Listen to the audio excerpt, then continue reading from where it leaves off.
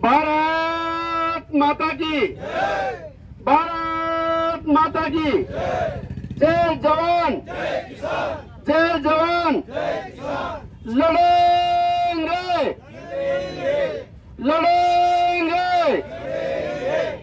आज आमरण अनशन के 10वें दिन आमरण अनशन स्थल पर उपस्थित हमारे परिवार के बड़े मध्य प्रदेश कांग्रेस के महामंत्री आदरणीय मंगेश जी संजय साहब, बड़े भाई पालीवाल जी, कैलाश जी, ओम जी, सुरेश भाई, लखन भैया, दिनेश भैया, सभी के नाम लूंगा तो समय हो जाएगा। उपस्थित किसान परिवार के हमारे अन्नदाता प्यारे भाइयों, आज जो लड़ाई हम सबने मिलके लड़ी, उस लड़ाई को आवेदन, निवेदन, धरना और अनशन तक हम लोग लेके आए। लेकिन भाइयों, ये गूंगी बहरी सरकार है। ये किसानों का, आदिवासियों का, आमजन का कोई हित नहीं चाहती है। मैंने 10 दिन तक आपकी और हमारी समस्याओं के निदान के लिए तपस्या की और मैं मेरे इष्ट और ईश्वर से को साक्षी मान के आपको कहना चाहता हूं कि मैंने इस तपस्या के दौरान एक अन्न का दाना मेरे शरीर में नहीं गया है और 3-3, 4-4 बार मेरा शुगर लेवल 60 हुआ है। अगर 50 हो जाता, जैसा मुझे भाई साहब ने और सुरेश भाई ने बताया कि अगर 50 हो जाता तो मैं मेरी समस्या बताने के लायक नहीं रहता, मैं कोमा में आ जाता। उसके बाद भी ये लोग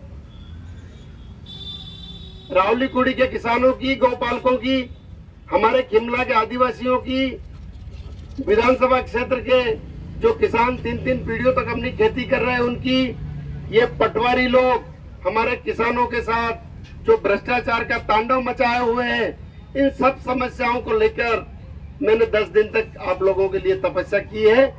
लेकिन मुझे आज ऐसा महसूस हो रहा है कि केवल मेरी इस तपस्या से ही समस्याओं का निदान नहीं होगा।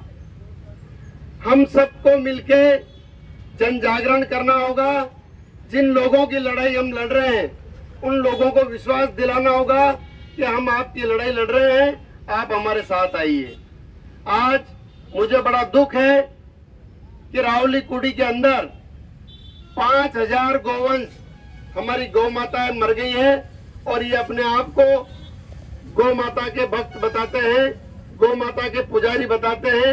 ये नकली गौ माता के भक्त हैं, ये गायों को मारने वाले हैं।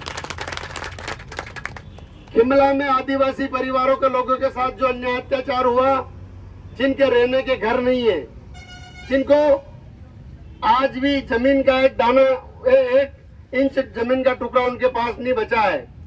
सुबह से शाम दान की करने से, दाड़ की करने से उनके घर का गुजर बसर चलता है। ऐसे लोगों का दर्द मेरी 10 दिन की तपस्या के बाद भी ये शासन प्रशासन नहीं समझ पाया है। इन्होंने आश्वासन दिया है कि जो चीता प्रोजेक्ट, आदिवासियों की जमीन, राजस्व भूमि पे कब्जे वाले किसानों की समस्या, इन समस्याओं को इन्होंने राज्य सरकार को प्रस्ताव भेजा है। राज्य सरकार का प्रस्ताव अभी कोई विदेश में नहीं भेजा है। इनसे पूछेंगे हम कि आपके प्रस्ताव का जवाब 1 महीने में आएगा, 2 महीने में आएगा, 6 महीने में आएगा। उसके बाद हम लोग इन लड़ाइयों के लिए सब भाइयों से मिलके, सभी से पूछ के इस लड़ाई को पुनः लड़ेंगे, ये मैं आपको विश्वास के साथ कहता हूं। और जब तक चाहे चीता प्रोजेक्ट हो, चाहे शिमला के लोग हो, चाहे मनासा विधानसभा क्षेत्र के सरकारी जमीन से काबिज लोग हो, चाहे वन विभाग से लगी हुई जमीन में जो किसान परेशान हो रहे हैं उनकी लड़ाई हो, इन सभी लड़ाइयों के निराकरण तक आप लोगों के साथ हम खड़े रह के लड़ाई लड़ेंगे।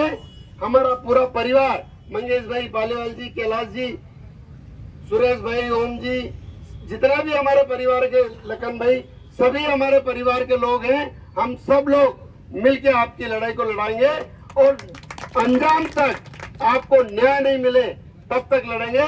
ये आपको हम पे भरोसा करना है। जय हिंद, जय भारत।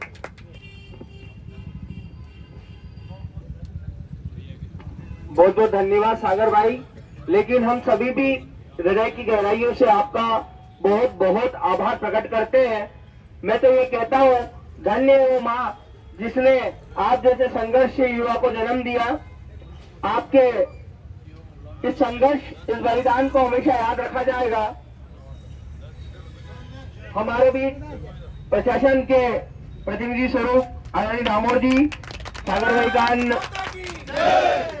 भारत माता की, भारत माता की। सागर भैया संघर्ष करो, सागर भैया संघर्ष करो। हम सब, हम सब, हम सब। जोरदार तालियां सागर भाई के संघर्ष के लिए। हृदय की गहराइयों से आपका बहुत बहुत आभार कि आपने गरीबों की, वंचितों की, दुखियों की इस मांग को उठाया और प्रशासन को मजबूर किया ये सोचने पर कि इस पर कोई निर्णय लेने का समय आया है। आप जैसे संघर्षशील व्यक्ति हमारे बीच है, इस बात के लिए मैं आपका बहुत बहुत आभार व्यक्त करता हूँ। मनासा विधानसभा की पूरी जनता की तरफ से, हर आदिवासी परिवार की तरफ से, शिमला में वंचित और दुखी किसानों की तरफ से, रावलीगुड़ी में सीता बोले के नाम पर जी गौपालकों के साथ अन्याय हुआ उनकी तरफ से, और सबसे बढ़कर जिनको हम माता मानते हैं उस गौ माता की तरफ से आपका आभार व्यक्त करता हूँ। आपका ये संघर्ष मनासा विधानसभा हमेशा याद रखेगा। ये आदरणीय बैरागी जी की धरती है, ये आदरणीय सुंदरलाल जी पटवा की धरती है, जहाँ पर संघर्षशील व्यक्तित्व निखर कर आए हैं। इसी कड़ी में मैं आज ही अपने दिल से मानता हूँ कि सागर भाई ने जो संघर्ष कर दिखाया है, उनने अपना नाम इतिहास के अमिट व्यक्तियों की सूची में शामिल कर लिया है। सागर भाई, आप इसी